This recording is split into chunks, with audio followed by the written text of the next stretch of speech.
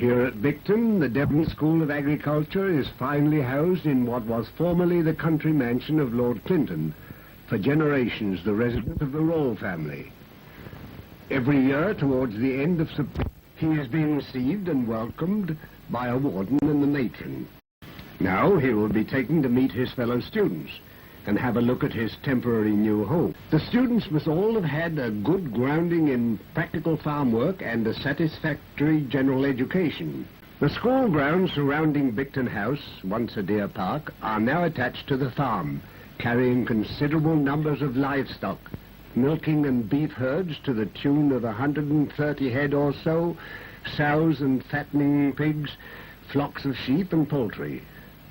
This is a pleasant place in which to become a better farmer or a trained and intelligent farm worker. The first evening meal, the principal makes a short speech of welcome, and matron explains the household routine.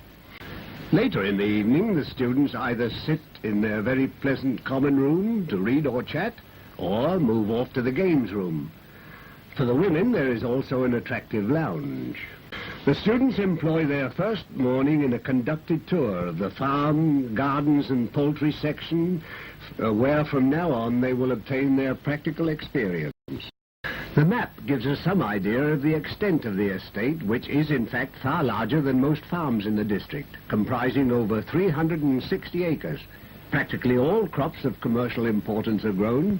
There are also poultry sections covering the three different systems: free range, battery and deep litter. Horticulture too is well catered for, with both open air and glass house training. In alternate weeks, half the students have to be up by 6 o'clock or thereabouts for routine livestock duties. They work around these routine jobs on a rota, so that one week a student will hand milk his cows morning and evening. On his next spell of duty, he may be on poultry. At 9 o'clock, they start the morning's academic activity, covering the theory of farming. A lecture on the all-important subject of correctly balanced feeding will be followed by the practical demonstration in the shipping of actual quantities. In the laboratory, the milk is tested to check the cream content. After lunch comes the afternoon's practical work. They set off through the park for the farm buildings.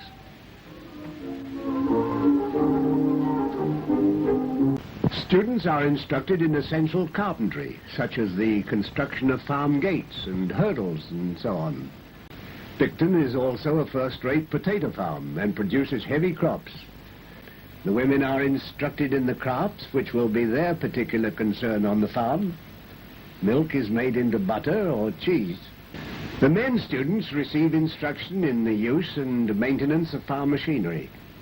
The ever-increasing complexity of implements used on farms and the vast sums of money invested in them makes it of the utmost importance that all users should be machine-conscious and competent operators. Evenings are not entirely free for leisure.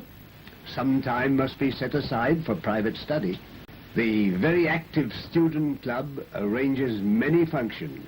Bicton can claim to be a gateway to good farming.